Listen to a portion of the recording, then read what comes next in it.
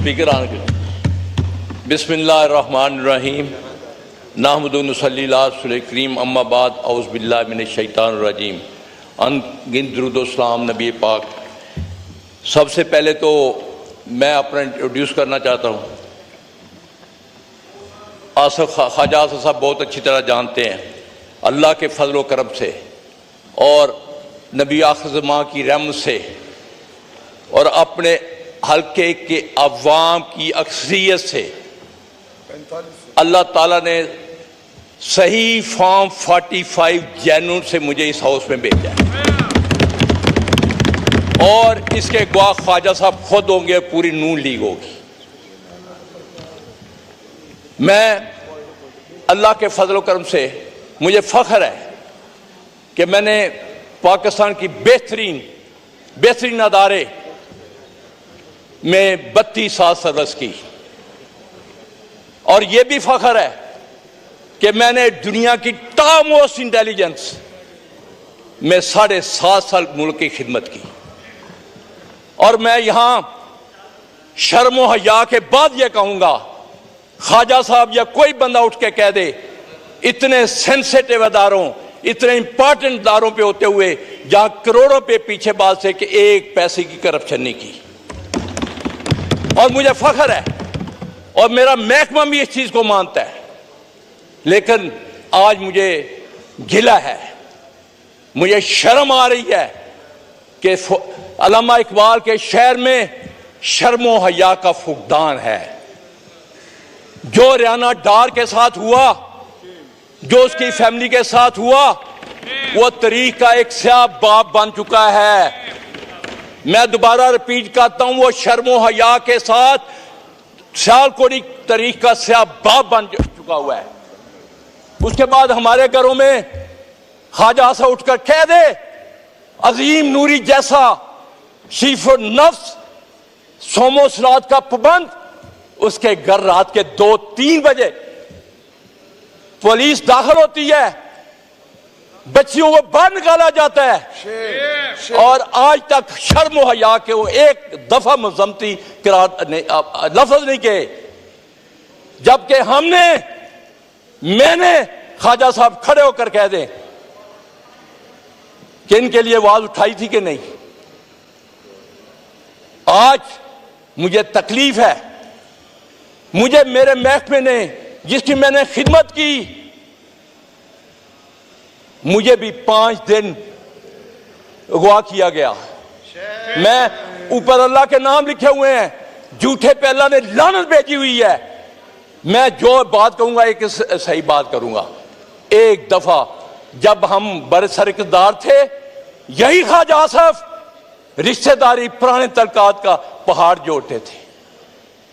और मुझे सबसे बड़ी तकलीफ यह है कि जिस थाली में खाते हैं उसी में सुराख करते हैं। खुदारा मुझे इस अवाम में मैं इसकी बेतुकीनी देखकर, मुझे कम से कम पहली दफा मैं आया हूं, एक शौक से आया था, क्योंकि मैं इससे पहले स्पीकर, डिप्टी स्पीकर साहब, नैब पिशावर रेज की, 2.5 साल नैब में रहा, केपीके के लोग यहां बैठे हुए हैं और बड़े बड़े लोगों को पकड़ा, क्योंकि मेरा ईमान है कि पानी हमेशा ऊपर से नीचे आता है, करप्शन ऊपर से शुरू होती है। मेरे सबसे बड़े पहले 3 चीफ मिनिस्टर, चीफ सेक्रेटरी साहब का, और वहां गाड़ियां चलनी बंद हो गई थी। उसके बाद कि एंटी करप्शन पंजाब को मैंने रीवैम्प किया, जिसकी तारीफ इनके एमएनए, अभी यहां एक वजीर साहब नहीं बैठे हुए, उन्होंने शहबाज शरीफ को जाकर कहा कि ऐसे बंदों को मत निकालो जो करप्शन के खिलाफ जिहाद कर रहे हैं। हम गुलाम नहीं हैं, हक सच बोलने वाले हैं। ये बजट पे तकरीर मैं करना चाहता हूं, लेकिन मैं आपको बताना चाहता हूं ये बजट स्वाय एक अदादोशुमार का गोरखपन के अलावा कुछ नहीं है। मैं कौन सा फील्ड लूं? किसानों के साथ जो हुआ, ख्वाजा साहब ने एक दफा आवाज नहीं उठाई, मैंने इस हाउस पे कहा और आज भी कह रहा हूं, जिन लोगों ने गंदम बाहर से मंगवाई जिसकी क्वालिटी भी खाने के काबिल नहीं थी, क्यों नहीं आज तक उनको यहां खड़ा किया गया, उनके खिलाफ इंक्वायरी नहीं हुई। एक सैटी को, चंद बंदों को सजा देकर सस्पेंड करके कहते इंक्वायरी हो गई। मैं स्पीकर साहब इस हाउस में आईपीपी जो हमारी हड्डियां निचोड़ गया है, जो गरीबों का खून निचोड़ गया है, क्या स्पीकर साहब आपकी तवज्जो 2 मिनट चाहता हूं। डिप्टी स्पीकर साहब, डिप्टी स्पीकर साहब, मैं बैठ जाऊं?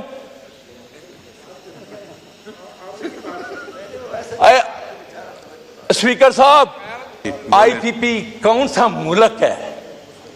उनको लाएं चेहरों के, यहां वजीर जो एनर्जी है वो आकर बताए कि उसमें कौन कौन से हिस्सेदार हैं। 125 पैसे के पैसे आप दे रहे हैं ख्वाजा साहब, जबकि प्रोड्यूस 48 कर रहे हैं। जब कोई इंक्वायरी होगी तो उनमें 3 फैमिलियां आएंगी जो बरसरकदार हैं। गरीब का खून चूसा जा रहा है। ख्वाजा साहब, मैं कल भी 2 दिन हल्के में था, लोग दुआएं बद दुआएं दे रहे हैं इस हुकूमत को। हम यहां सिर्फ मुराद लेने के लिए बैठे हैं, उनकी कोई आवाज नहीं उठाता। जो ज़राअत का हाल किया इन्होंने,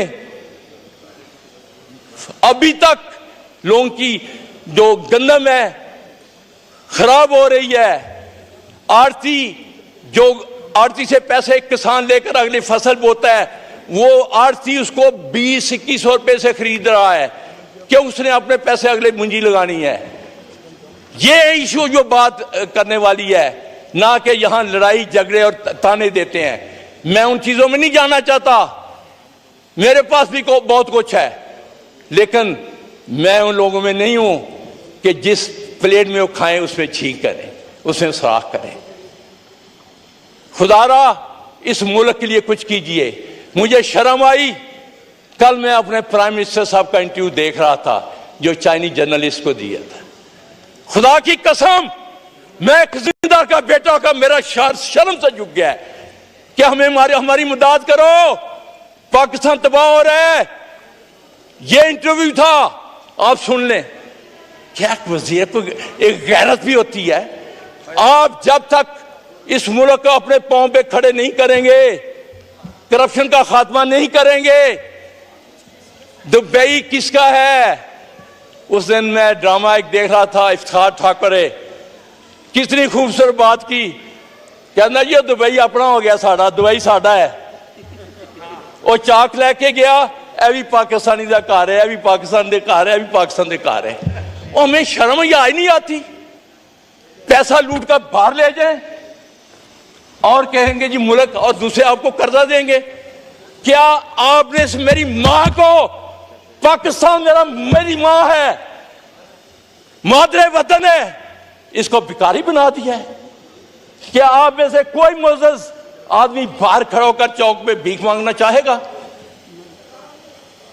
इन्होंने हमारे साथ क्या किया है? वो तो 4 साल के लिए आया था, इमरान खान तो 4 से आया था। कोरोना में माशियत कहां गई? दुनिया आज भी, मैं आज को यहां लिख कर देता हूं, अगर पाकिस्तान को आगे ले जाना तो इसको बाहर का अवाम की आवाज को मत कुचलो। अवाम ने मैंडेट दिया है, खड़े होकर अपने, मैं नहीं कहता कि ये झूठे कुरान उठाएं, क्या ये जीत के आए हुए हैं? फॉर्म 47 की पैदावार है, और फॉर्म 47 वाले कैसे मुल्क को आगे ले जा सकते हैं? कैसे? इन पे कौन यकीन करेगा? हमें हक और सच का साथ देना होगा। मैं आखिर में 3 तजवीज़ें रखना चाहता हूं। खुदारा इस मुल्क के लिए सोचे। हमारा आज नौजवान तबका क्यों बाहर भाग रहा है?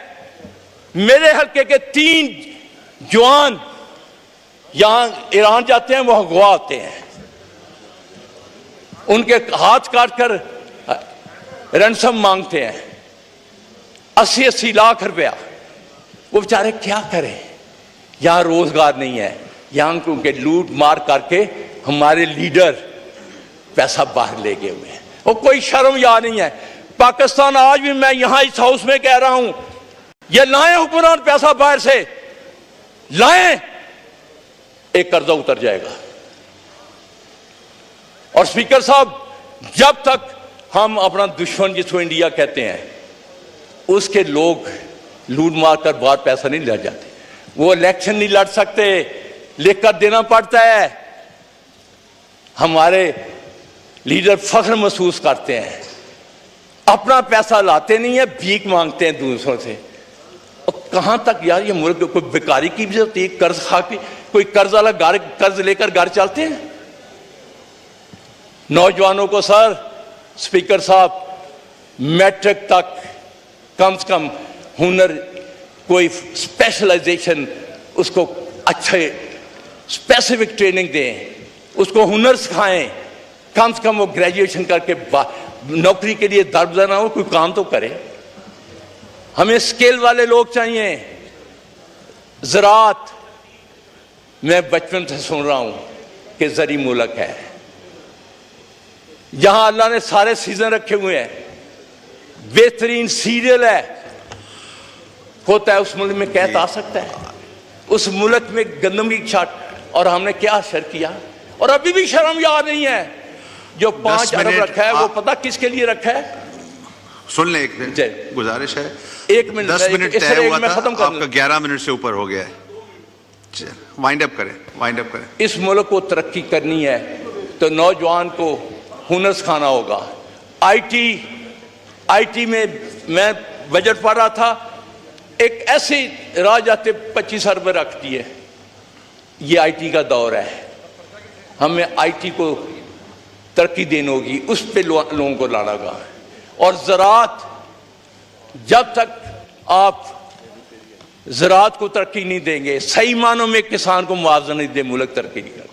आखिर में एक शेर के साथ आपसे जाऊं, खुशियों का एक नगर आबाद होना चाहिए, खुशियों का एक नगर आबाद होना चाहिए, इस निज़ामे ज़र को अब बर्बाद होना चाहिए। गुमान तुमको के रास्ता खो रहे हैं, यकीन मुझे हम मंजिल खो रहे हैं। काट रहा है, शुक्रिया, कि यकीन मुझको के रास्ता खो रहे हैं,